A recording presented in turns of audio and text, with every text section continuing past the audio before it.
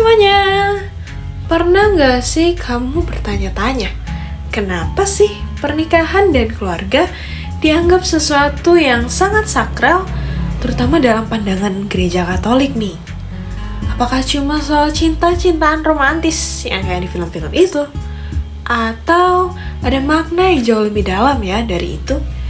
Halo, bareng aku Magdalena Cindy Sitompul. Di video UAS Teologi Moral ini, kita akan membedah tema moral keluarga nih. Tapi tenang aja, kita nggak akan pakai bahasa yang bikin kamu semua pusing kok. Kita akan bahas dengan bahasa aku sendiri. Kenapa keluarga itu disebut sebagai miniatur gereja? Lalu, apa sih syarat pernikahannya? Mungkin kamu juga mau tahu ya. Dan gimana menghadapi tantangannya di dunia modern saat ini? Yuk kita bahas! Oke, mari kita mundur sedikit ke desain awal Allah.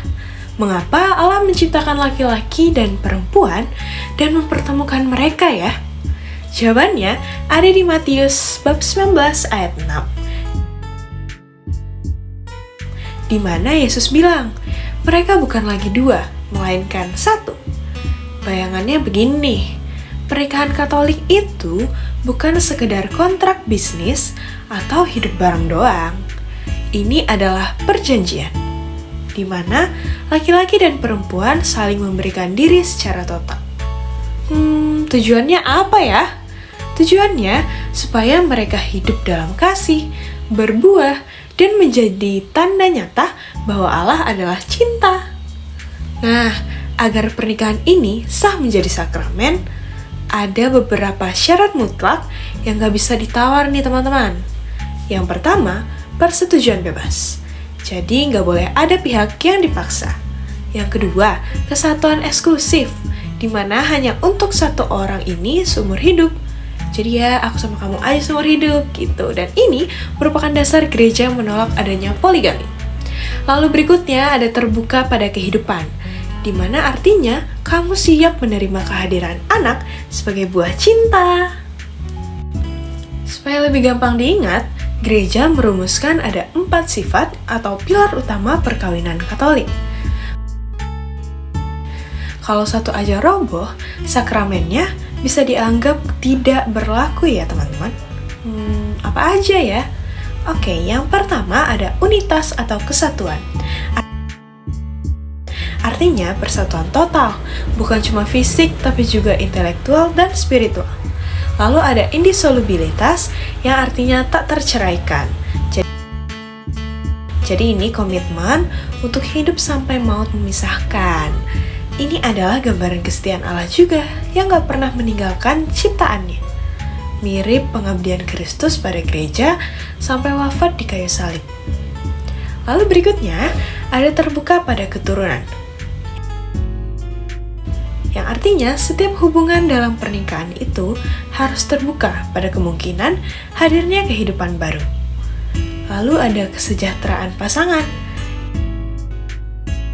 di mana kita harus saling mendukung dan mengupayakan kebaikan satu sama lain. Jadi bukan cuma satu pihak aja ya teman-teman. Dan fun fact-nya nih ya, dalam teologi moral, esensi cinta itu adalah saling memberi diri tanpa syarat. Jadi, kalau ada yang bilang aku cinta kamu, tapi masih ada kata tapinya, itu mungkin belum sampai pada esensi cinta yang sebenarnya.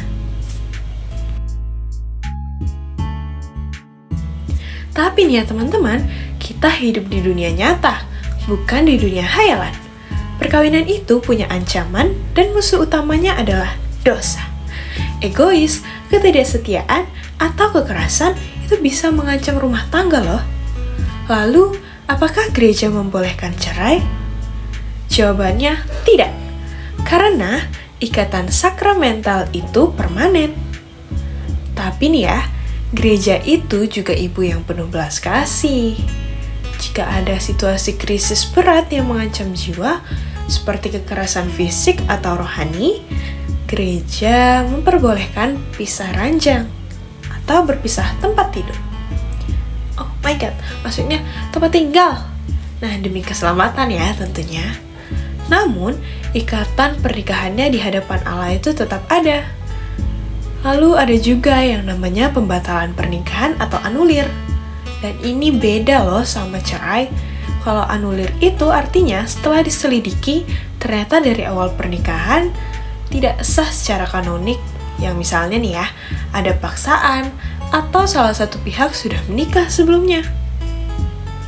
Oh iya teman-teman, gimana ya dengan pernikahan beda agama?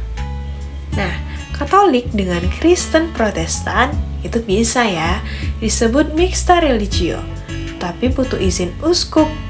Untuk kamu yang beda agama kayak gini, masih ada kemungkinan nih. Lalu ada Katolik dengan non-Kristen, misalnya Islam, Buddha, Hindu, Konghucu, itu juga dimungkinkan dengan dispensasi khusus atau disparitas kultus. Tapi perlu diingat ya, ini bukan pernikahan sakramental. Karena syarat sakramen adalah kedua mempelai sudah dibaptis. Dan satu hal penting nih ya teman-teman, tidak semua orang dipanggil untuk menikah. Yesus sendiri dalam Matius 19 ayat 12 membuka jalan bagi mereka yang memilih hidup selibat demi kerajaan surga. Hidup membujang pun bisa mencapai kepenuhan hidup yang luar biasa loh. Sekarang yuk masuk ke inti tema kita. Keluarga adalah miniatur gereja atau gereja domestik. Apa ya maksudnya? Artinya, keluarga adalah sekolah cinta pertama.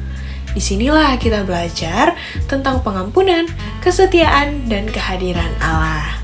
Tapi ada aturan mainnya nih teman-teman. Allah harus lebih utama daripada keluarga. Kedengarannya keras ya? Mungkin, tapi ingat lagi, anak bukanlah milik orang tua. Anak adalah anugerah dan milik Allah. Orang tua hanya dipercaya untuk mengasuhnya. Makanya otoritas orang tua itu harus dijalankan seperti Yesus, melayani bukan memerintah sewenang-wenang. Nah, Yesus juga bahkan membasuh kaki murid-muridnya kan ya? Sebagai anak, kita dipanggil untuk menghormati orang tua dengan rasa terima kasih. Apalagi di masa tuanya mereka. Dan sebagai orang tua, atau mungkin kamu yang calon orang tua, kita harus memberi anak kita akar berupa iman dan nilai moral, serta sayap berupa kebebasan untuk berkembang tanpa melukai hati mereka. Jadi nih ya teman-teman, pernikahan dan keluarga itu memang jalan yang gak mudah. Butuh pengampunan untuk memperbaharuinya dan butuh doa serta kepercayaan kepada Allah untuk membuatnya tetap kokoh.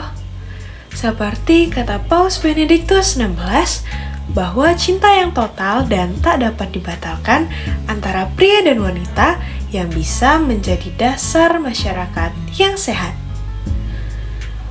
Sebelum kita akhiri, aku punya pertanyaan refleksi untuk kamu semua yang nonton. Pertanyaannya nih ya, menurut kalian, apa satu hal kecil yang bisa kita semua mulai hari ini untuk memperkuat kasih dan iman di dalam keluarga kita masing-masing? Aku tunggu jawabannya di kolom komentar ya. Mari kita saling belajar. Terima kasih sudah menonton dan menyimak presentasi UAS Teologi Moral aku. Semoga materi ini bukan cuma jadi nilai di LMS, tapi juga jadi bekal hidup yang nyata.